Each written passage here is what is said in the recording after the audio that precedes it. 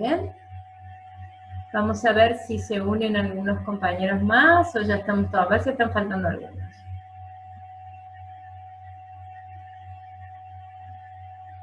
Acá están llegando.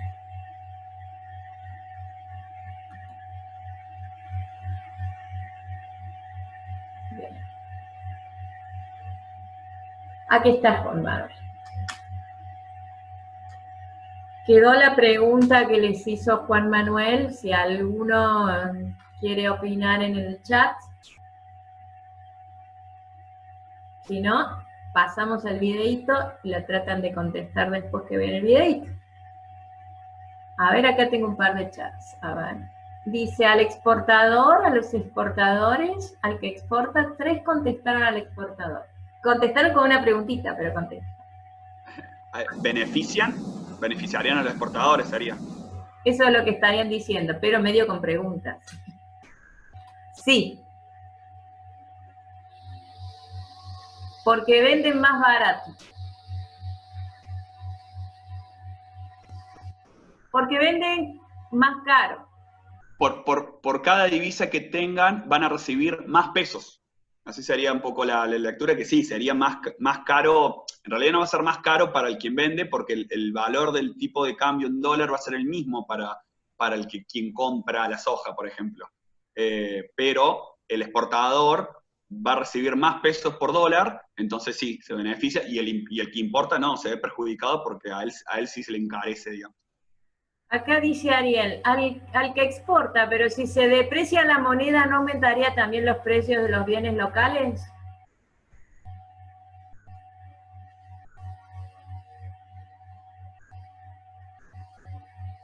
Bueno, a ver, el exportador neto se va a ver beneficiado por ese lado. Ahora, la depreciación, esto es una cosa que no termina ahí, digamos, esta secuencia. Porque si abrimos la lectura más allá del exportador, pueden que hayan aumentos de precios por el tipo de cambio, la nafta, otros bienes que están dolarizados en su proceso de producción y bueno, a lo mejor se ven perjudicados por otro lado. Cuando veamos inflación, vamos a ver como una de las causas de la inflación, pero no la única, esto. Entonces, sería como simplificar mucho la cuestión, dejarla solo en eso. Depende de qué bienes, depende de qué mercado, depende de qué actividad. Muy probablemente eso se da en una rama en la que depende mucho de la materia prima extranjera, por ejemplo. Pues, pero no necesariamente todo. Hay que analizar. Es una posibilidad. Vamos entonces a compartir la pantalla.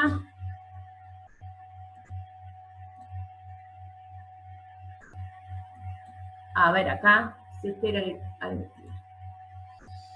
videíto.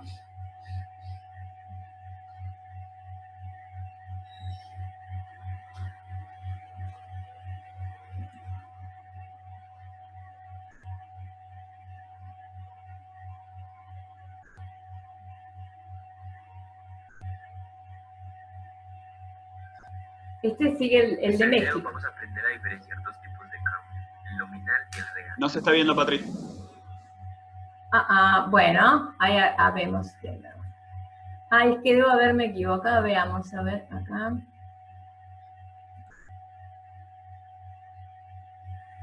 El tipo de cambio nominal es el precio relativo de la moneda.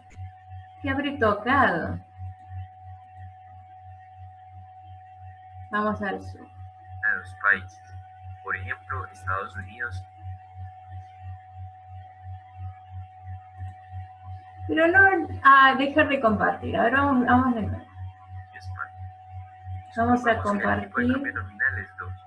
Entonces un español necesita €1 para tener $2 y un estadounidense necesita Acá estamos, compartir. Vamos a empezar a correrlo de nuevo. Veamos qué significa la apreciación.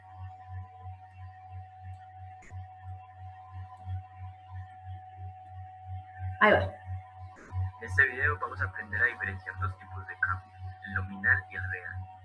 El tipo de cambio nominal es el precio relativo de la moneda de dos países, por ejemplo, Estados Unidos y España.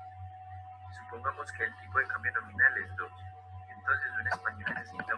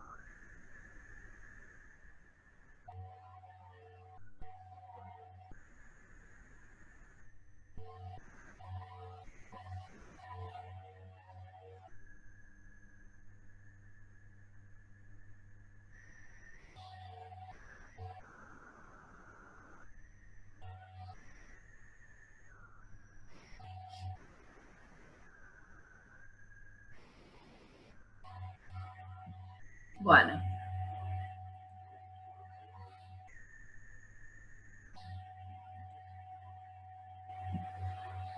Bueno, también en este video hemos podido...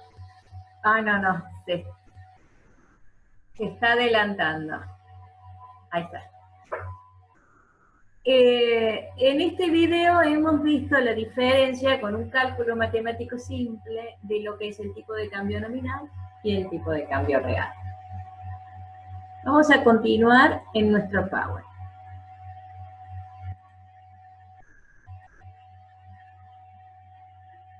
Bien.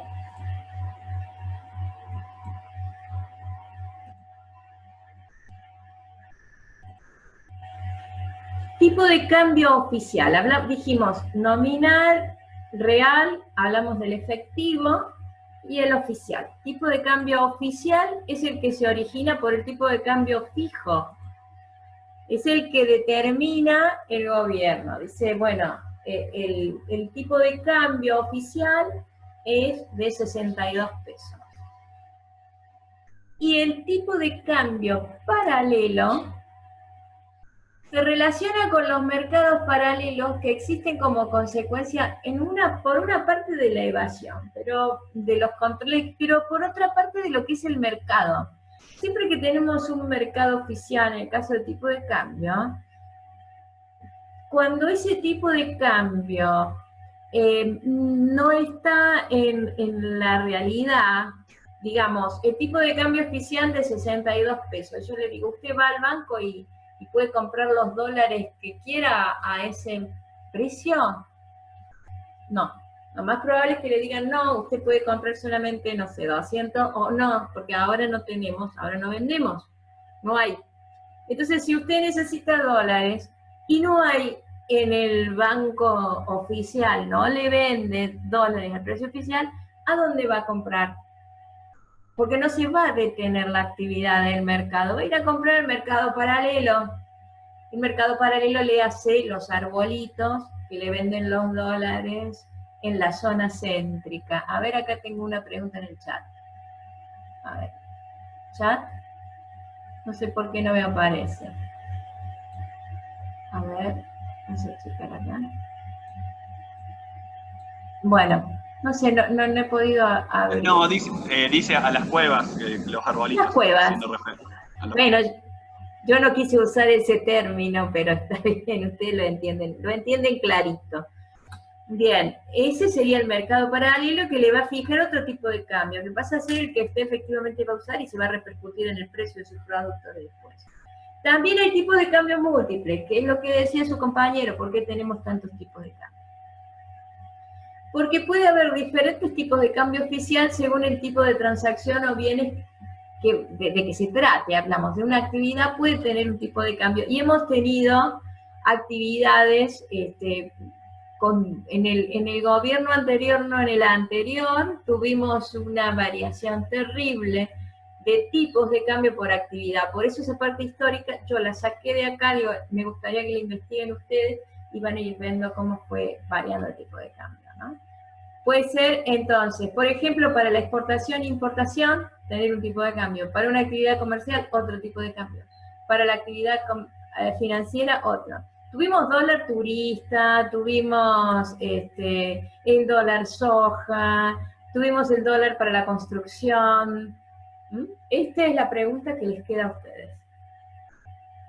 Donde van a tener que ver este tipo de definiciones según lo que van a poder observar. Para el dólar, digo, para el euro, o sea, esto lo pueden plantear desde distintas divisas, porque cuando ustedes ingresen y busquen, eso será para el grupo que le toque, porque ya les dije que van a haber distintos grupos con distintos temas. Ese tema quedan pendientes para que alguien lo averigüe. Aparte de ver en los tipos de cambios, tenemos que ver lo que se llama la competitividad cambiaria en la Argentina. Y acá lo vemos, es el tipo de cambio real. La competitividad cambiaria es la medición del tipo de cambio real. Vamos a ver que tenemos, según los distintos años, desde 1875 hasta 2011, hemos tenido todos estos cambios, fíjense, cómo fue cambiando nuestra economía. Y en esto que está sombreado y marcado tenemos una alta inestabilidad, porque acá, bien o mal, tenemos estabilidad. Aunque usted ve una tendencia en baja, acá se observa como que es mucho, en varios años que se mantiene. Entonces, si bien es una tendencia, no es inestable, hay bastante estabilidad. Luego tiene cambios abruptos, más o menos se mantiene, vuelta a cambios abruptos, pero mantiene. Y este último tiempo, desde el 71 al 2011, que te he hecho este gráfico, lo cataloga de gran inestabilidad y observe las grandes fluctuaciones de la competitividad cambiaria. El tipo de cambio real, pesos por dólares a 2014, este gráfico. Otro punto que entra en juego acá, que tiene que ver con el tipo de cambio real, es la paridad del poder adquisitivo. Porque en realidad, ¿a qué refiere la paridad del poder adquisitivo? Se la define como la suma final de las cantidades de bienes y servicios producidos en un país al valor monetario de otro país que se toma como referencia. ¿Quién les parece que puede ser nuestra referencia?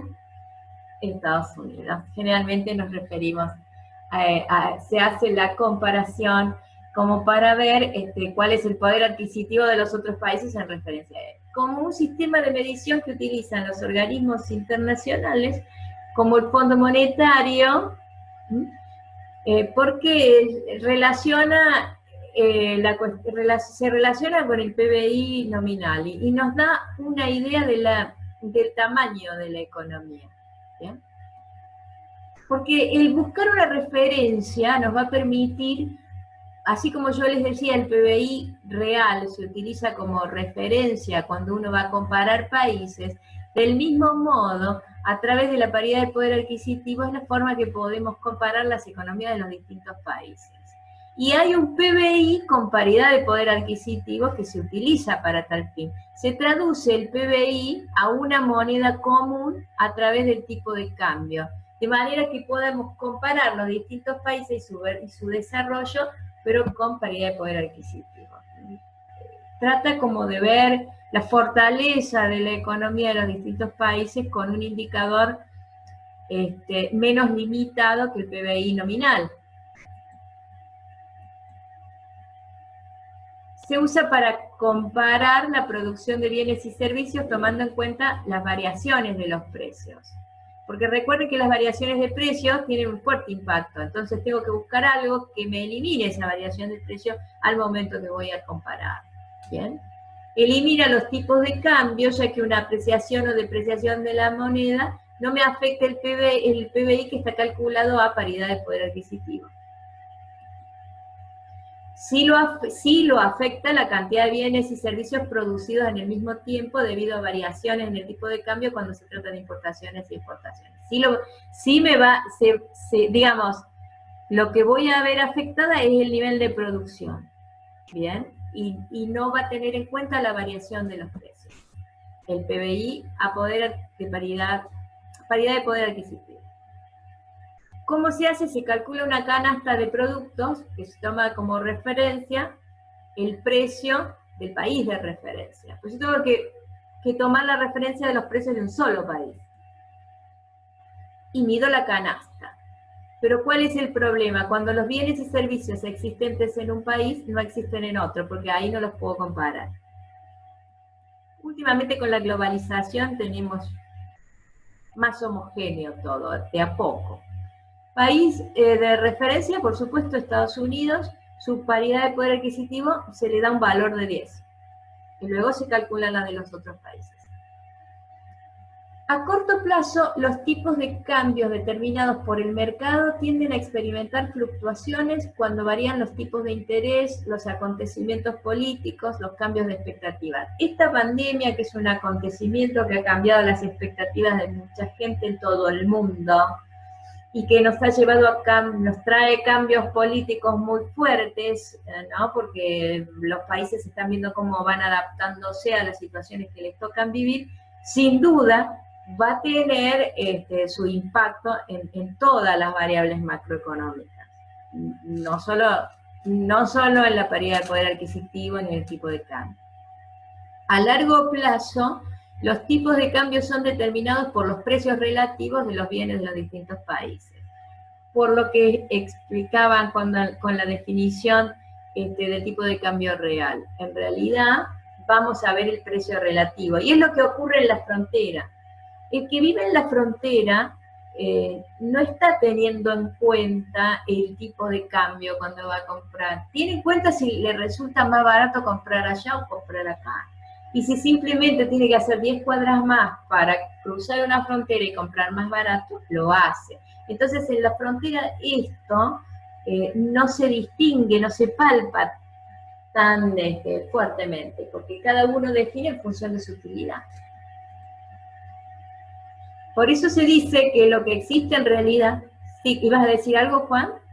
No, que hay un comentario de un alumno. ¿Qué dice? No sé por qué no lo puedo leer. Recuerdo que cuando ganó la presidencia Alberto, el dólar de 40 como que saltó a 70.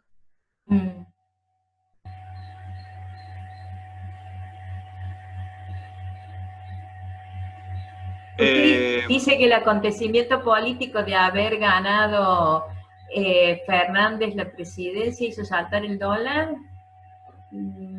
Hubo ahí, sí, puede ser el tema las expectativas. Sí, en cuestión de expectativas, en la primera vuelta, me acuerdo, cuando ya había sacado una buena diferencia Alberto Fernández, ese lunes fue una cosa que estalló, digamos, el mercado del tipo de cambio y se fue bastante. Hubo la famosa corrida bancaria, así que sí, de 40 a 60 me acuerdo que creo que llegó una cosa así. Sí. Sí, fue una cosa bastante fuerte. Se puede dar, sí, por una expectativa de políticas económicas que uno espera, digamos, puede suceder. Sí, porque la demanda tiene que ver mucho con la expectativa, sobre todo. Volvamos a la frontera y la ley de un solo precio. La ley de un solo precio refiere a esto. Si no hubiera costos de transporte ni barreras comerciales, un bien idéntico debería venderse al mismo precio en todos los mercados y en todos los países. Pero ¿cuáles son las diferencias? Las barreras comerciales, los aranceles, las retenciones y los costos de transporte, que me dan diferencias en los precios. Si no, debería o tendería el sistema a unificar un solo precio. Eso es lo que dice la paridad de poder adquisitivo. La teoría de los tipos de cambio se basa en la paridad de poder adquisitivo, supone el precio de una canasta de bienes y del mercado, por ejemplo, que cuesta $1.000 en Estados Unidos y 10.000 pesos mexicanos en México. Es un ejemplo parecido al del video. El tipo de cambio es de 100 pesos por dólar y la misma canasta en México cuesta $100. Por el libre comercio, las empresas y los consumidores estadounidenses cruzan la frontera para comprar en México, porque es donde más les conviene, donde su poder adquisitivo es mejor. Pero eso lleva a aumentar las importaciones mexicanas, aumenta la demanda de peso, aumenta el tipo de cambio, sube el dólar, aumenta el precio de los bienes en dólares en México sin variar el precio en pesos mexicanos. Cambia el tipo de cambio, sube ahora a 10 pesos por dólar y el precio de la canasta termina igualada entre Estados Unidos y México. Esto es un ejemplo de cómo el tipo de cambio le sirve para regular y terminar igualando el precio de la canasta de bienes y servicios que usted va a adquirir. A eso refiero. Las monedas de los países con elevada inflación tienden a depreciarse. Un país A con una tasa del 10% de inflación anual y un país B con una tasa del 2% de inflación anual, la moneda de A tenderá a depreciarse un 8% anual, que es la diferencia entre la tasa de inflación de A y B. ¿Por qué? Porque van a tender a igualarse. Depreciándose una, se igualan.